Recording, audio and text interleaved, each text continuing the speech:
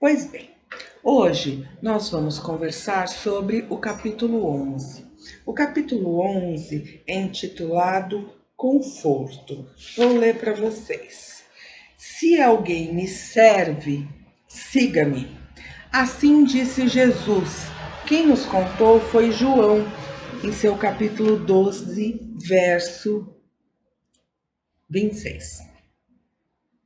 Vamos contextualizar um pouquinho? São duas coisas. A primeira é contextualizar e depois falar sobre conforto e trabalho. Vem e serve, né? Se alguém me serve, siga-me. Trabalho, conforto, isso parece um pouco confuso. Vamos começar da contextualização? Onde estava Jesus? Quando aconteceu isso? Isso já era o fim do ministério, meus caros. Jesus já estava se dirigindo a Jerusalém, rumo a Jerusalém, passou por Betânia antes, não é? Onde teve aí a unção de Betânia, que eu vou contar já para vocês. Ele foi, já se dirigia a Jerusalém. Na época da Páscoa, os judeus se dirigiam a Jerusalém com o intuito de purificar-se. Neste caminho, Jesus resolve passar por Betânia, aí para se despedir de Lázaro, Marta, Maria, não é? E aí, todo mundo queria saber se Jesus ia ou não ia para Jerusalém.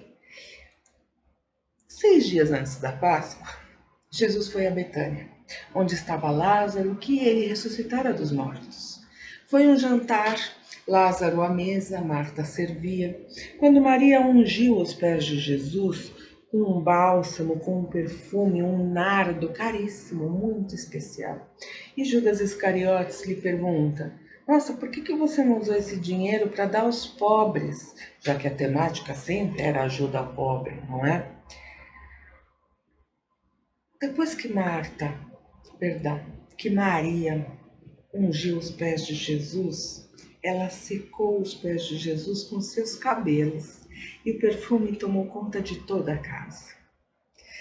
Aí Judas disse isso sobre por que não deu aos pobres, não por amor aos pobres, mas para ficar de olho aí esse dinheiro que se fosse para a bolsa dos pobres, ele talvez pudesse colocar às suas mãos. Ignorando isso, Jesus respondeu: Ela conservou este perfume para o dia da minha sepultura. E é por isso que eu trouxe essa unção de Betânia para o nosso tema, porque é o início do final do ministério de Jesus. Sempre tereis pobres, disse Jesus, mas nem sempre tereis a mim. Logo após isso foi no sábado, no domingo, o que nós chamamos de Domingo de Ramos, né? A entrada messiânica em Jerusalém, conforme dizia a profecia, Jesus entrou humildemente sentado em um burrico. E todos saudavam, ovacionavam com ramos de palmeira, Hosana, bendito que vem em nome do Senhor, o Rei de Israel. E as pessoas, depois disso, queriam estar com Jesus, queriam ter com Jesus, queriam saber, né, o que estava diferente, o que ia acontecer. E não só as pessoas que seguiam os novos cristãos, o governo também queria saber. Né? Afinal, Jesus estaria pregando aí uma inversão de poderes, talvez gostasse de tomar para si o poder político local. Até que chegam a André e aos discípulos, enfim, queremos ver Jesus, onde está Jesus? E Jesus explica para os seus discípulos a sua glorificação através da morte e vai alinhavando o final de sua trajetória. Até chegar no ponto que nos interessa, ele ainda diz assim: é chegada a hora em que será glorificado o Filho do Homem. Se o grão de trigo que cai na terra não morrer, permanecerá só, e se morrer, produzirá fruto. Numa alusão à reforma íntima, à transformação, alargar, abrir mão de padrões que não faziam bem para mudar para novos padrões, mudar a lei não, perdão, mudar os hábitos antigos, Porque Jesus veio confirmar a lei, né? Ele não mudou nada. Mudar hábitos antigos para novos hábitos ensinados por Jesus. Segue Jesus. Quem ama a sua vida, a perde. Quem odeia a sua vida neste mundo, guarda lá para a vida eterna. Aí a gente começa a entender a história de conforto, porque aqui ele fala do apego material, esta vida, o reconhecimento aqui, os prazeres aqui, a força do que é palpável, do que é material, e o verdadeiro reino de Deus, as coisas que realmente importam, sobre o que, para que, com o que devemos lutar e basear o nosso bom combate. Aí, por fim, chegamos aonde gostaríamos. Se alguém quer me servir, siga-me. E onde eu estou, aí também estará o meu servo. Se alguém me serve, honrará o meu Pai. Ora, ora, então é assim que nós chegamos de volta ao Pai, através de Jesus. Claro, ele disse: Eu sou o caminho, a verdade e a vida. É através de mim, fazendo como eu fiz, que vocês, aprendizes do Evangelho, voltarão aos braços do Pai. Como é que ele fez? Vamos recordar quais foram os passos que ele foi dando? Primeiro, ele disse que não veio destruir a lei. Nós precisamos ver se concordamos de verdade com o ensinamento de Jesus, se o que ele diz coaduna com o que nós queremos para nós, como norma de vida, como objetivo, não desta vida, desse espacinho efêmero, desta encarnação neste planeta, mas como vida espiritual que é eterna. Quais são os nossos objetivos? Estão de acordo com o ensinamento do Cristo para nos tornarmos perfeitos? Como é que eu sei? Bom, primeiro ele disse que não veio a destruir a lei. Claro, ele resumiu todos os mandamentos, amar a Deus sobre todas as coisas, e precisamos amar a Deus, por reconhecer como um poder superior, mas como um poder Pai, Criador, justo, bondoso, amoroso, e que por isso, por termos o mesmo Pai, somos todos irmãos, e por sermos irmãos, somos capazes de amar uns aos outros. Depois Jesus deixa muito claro: meu reino não é deste mundo. Vamos parar de discutir por causa de moedas que devem ir para César, não dá para servir a Deus e a Mamon, e por aí vai. Depois ele diz que há muitas moradas na casa de meu pai, uma clara referência à evolução, à multiplicidade de planetas, que cada um é capaz de ter habitantes de acordo com o seu nível espiritual, porque, claro, a energética de um planeta é a somatória da energética de cada um dos seus habitantes. Quanto mais evoluídos os habitantes que ali vivem, mais elevada será a vibração. Então há muitas moradas, há muitas possibilidades. E todos nós fomos criados simples e ignorantes, porém perfectíveis. Todos nós chegaremos à perfeição. Depois ele diz assim: ninguém pode ver o reino de Deus se não nascer de novo. Uma alusão à transformação, ao progresso, a nós espíritas, à reencarnação.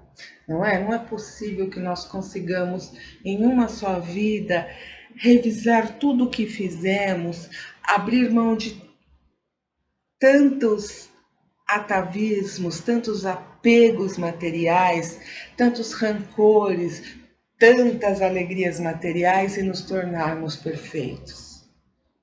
Então, nós acreditamos que o espaço na reencarnação é o aprendizado que nós necessitamos, é a prática, é quando colocamos em prova as lições recebidas, mas que cada vez mais vai burilando, vai lapidando, vai melhorando o nosso espírito, que vai acumulando todas essas experiências vividas. Nós vamos nascendo de novo para o ensinamento do Mestre Jesus. Vamos deixando o velho e vamos renascendo para a luz. Aí vem a parte que eu acho muito, muito especial, que me fez realmente me tornar uma espírita. Bem-aventurados os aflitos, a justiça das aflições. O Espiritismo explica que as nossas aflições podem vir de causas oriundas desta encarnação ou de outra, desta vida ou de vidas anteriores. Claro, isso se faz muito claro. Existem crianças que têm de tudo e crianças que não têm nada.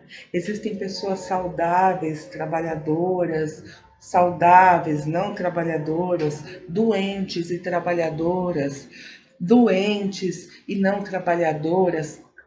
Poderíamos ficar aqui fazendo inúmeras combinações, porque as pessoas são diferentes e cada uma é uma caixinha com uma somatória de experiências. E todas as coisas que elas fazem, que nós fazemos, têm uma consequência. Se nós fazemos algo de bom, por acaso ou por uma escolha consciente, nós merecemos, nós recebemos os méritos, os louros, o bem-estar, a paz tão almejada, né? A alegria interior por ter feito isso. Se nós ainda patinamos, se nós ainda somos iludidos pelas coisas da matéria, pelos rancores do egoísmo e do orgulho, pela vingança, pela ira, pela inveja, nós vamos colher exatamente isso. Frutos de sentimentos que não são bons, amargos, difíceis, verdadeiras pedras que atravessam os nossos caminhos. Chico Xavier dizia assim: nós não somos obrigados a plantar nada, mas sim somos obrigados a colher aquilo que plantamos. E com o tempo, nós passamos a entender que é muito importante observar tudo aquilo que nós plantamos, tudo aquilo que nós fazemos, pois haverá uma consequência.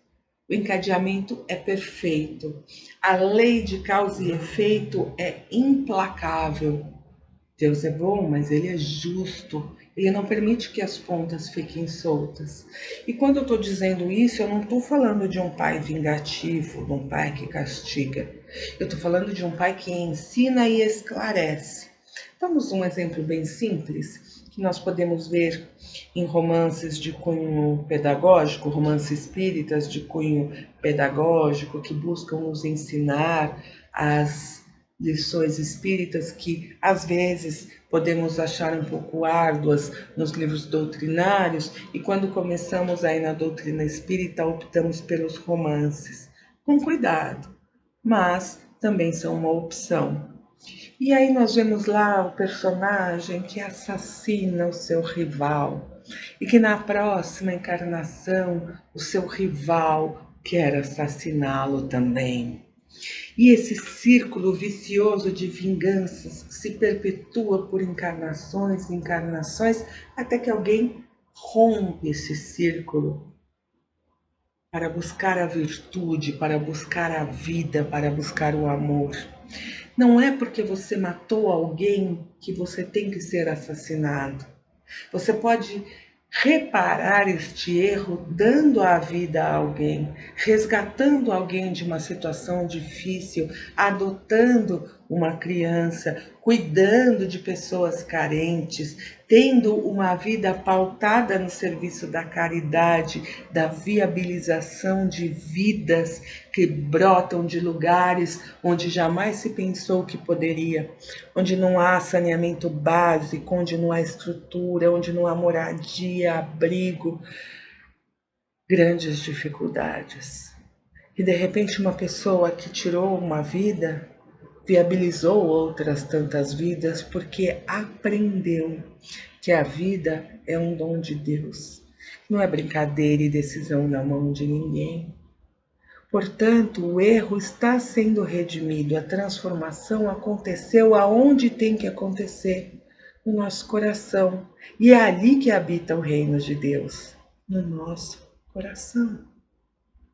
Então, nós sentimos E a nossa fé, que é raciocinada, se ancora na justiça da reencarnação, se ancora na justiça das aflições, se ancora no amor redentor de Deus por todos nós, que permite que tentemos novamente, até que consigamos chegar a um patamar de equilíbrio amoroso, onde a escolha entre o bem e o mal, e a sombra e a luz, deixa de ser necessária.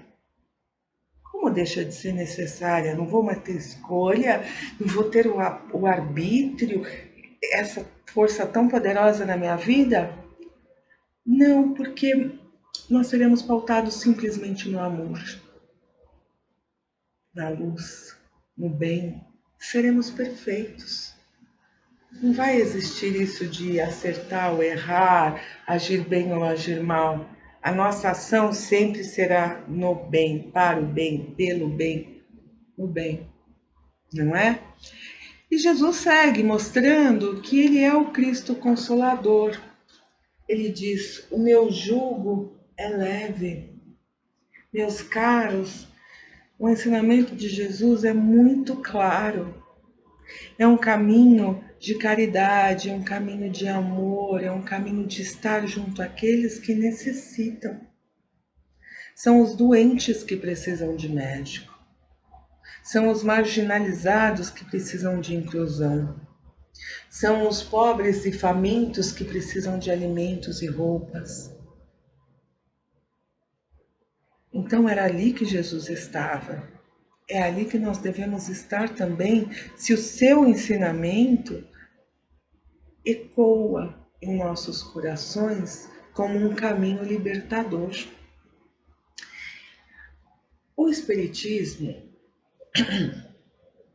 através de Emmanuel, nesse texto, e agora a gente vem ao segundo ponto, entendemos o caminho de Jesus. Ainda vou falar mais um pouquinho, vou falar de bem-aventuranças. Mas vamos ligar tudo isso a Emmanuel, quando ele busca essa frase de que se alguém me serve, siga-me, e chama isso de conforto. Foi Emmanuel que deu esse título. Sabe, ele diz assim: não é justo alguém confortar-se sem se dar ao trabalho necessário. Veja, conforto e trabalho, nós estamos falando claramente do conforto espiritual, não do conforto material. Não tem não tem nenhum problema com conforto material. Nós estamos aqui discutindo o conforto espiritual. E para isso nos focamos no trabalho assistencial. Fora da caridade não há salvação, nos ensinou Kardec.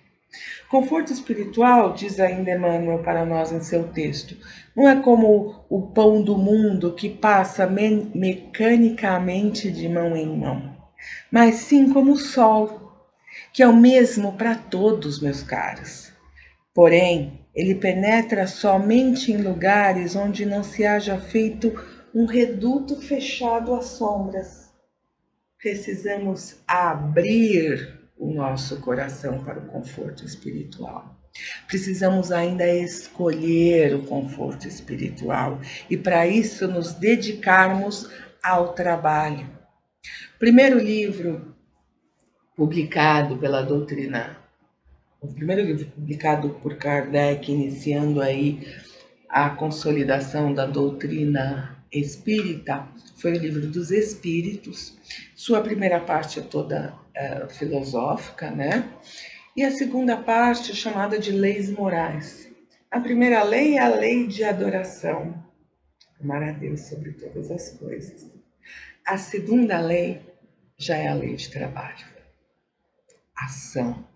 E uma ação na caridade, no auxílio ao próximo, dando de nós o que nós temos e dividindo com o outro, sem humilhar. Servir sem humilhar, sem se impor, sem constranger, sem querer mostrar. Porque se a gente quer o reconhecimento aqui na Terra, é uma opção. Ok, mas seu reconhecimento está dado aqui. Não vem lá chegar nas portas e falar: Oi, Dom Pedro. Oi, São Pedro. Eu queria ir meu quarto com suíte master porque eu fui muito bonzinho lá na Terra. Então, você foi bonzinho lá na Terra, contou para todo mundo, recebeu todos os louros e a sua suíte master de bonzinho lá na Terra. Aqui não consta nenhum crédito para o senhor. Jesus nos exemplifica isso através da muitas vezes. Eu particularmente gosto da parábola do bom samaritano. As pessoas de Samaria não eram assim tão bem vistas pelos doutores da lei. E é exatamente um samaritano que ajuda uma pessoa que foi vítima de ladrões. Ele permite lá que a pessoa seja cuidada, deixa dinheiro, depois volta para saber. Sendo que Jesus mostra que outros passaram por essa pessoa, outros ditos bons, que tinham aí o status, passaram e ignoraram. Mas o bom samaritano foi lá e ajudou. O ensinamento vem e segue-me, serve e segue-me, é exatamente ajudar ao outro. Porque quem serve e segue,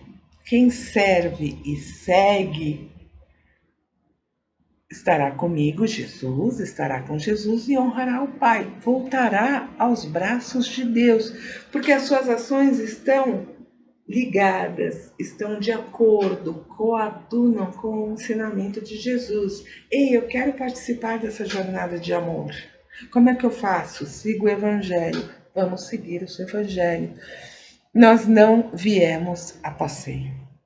E nós que vivemos nessa época específica de grandes turbulências, de pandemia, de caos ambiental, onde a Terra parece querer nos expulsar daqui, diante de tantos estragos que nós fazemos com ela, é porque nós estamos merecendo estar aqui, porque temos os requisitos para estar aqui, como uma nova chamada, como uma última chamada de embarque para um mundo de regeneração.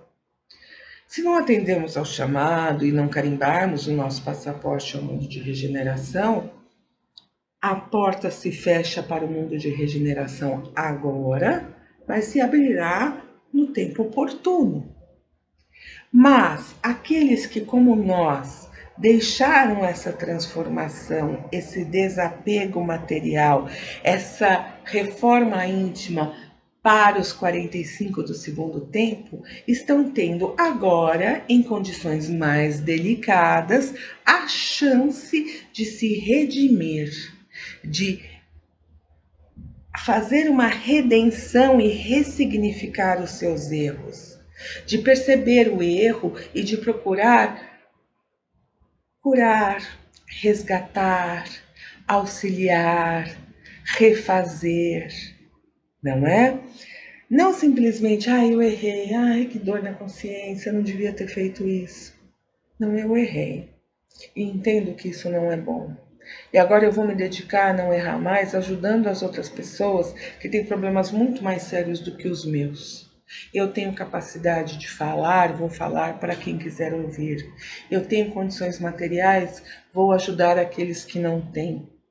Eu tenho amor no coração, vou confortar aqueles que precisam. Eu sei alguma coisa, eu vou ensinar as outras pessoas. E aí, como eu vou fazer isso? Jesus segue falando no caminho das bem-aventuranças, meus caros. Bem-aventurados os pobres de espírito, os puros de coração, os mansos e pacíficos, os misericordiosos. Falando de humildade, falando que o maior mandamento é o amor.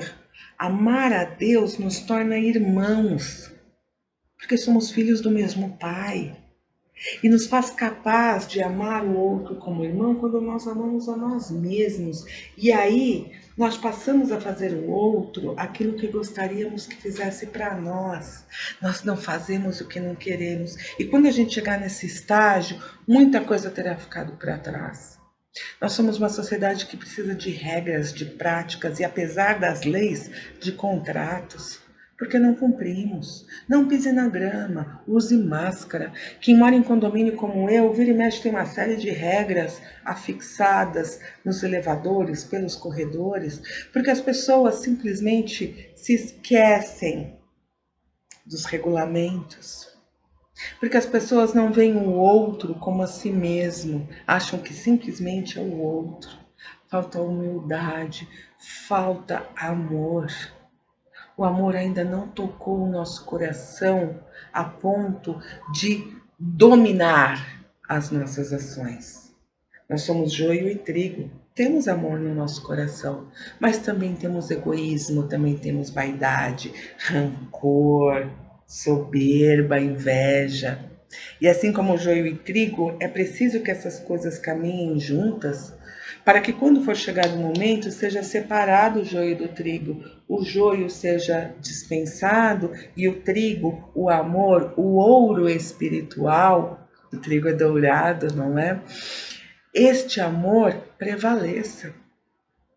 Mas era necessário entender a dificuldade disso através de todos os percalços que os sentimentos ruins nos causariam, todas as pedras, todas as dores, todos os obstáculos que o nosso egoísmo, que a nossa maldade nos levaria.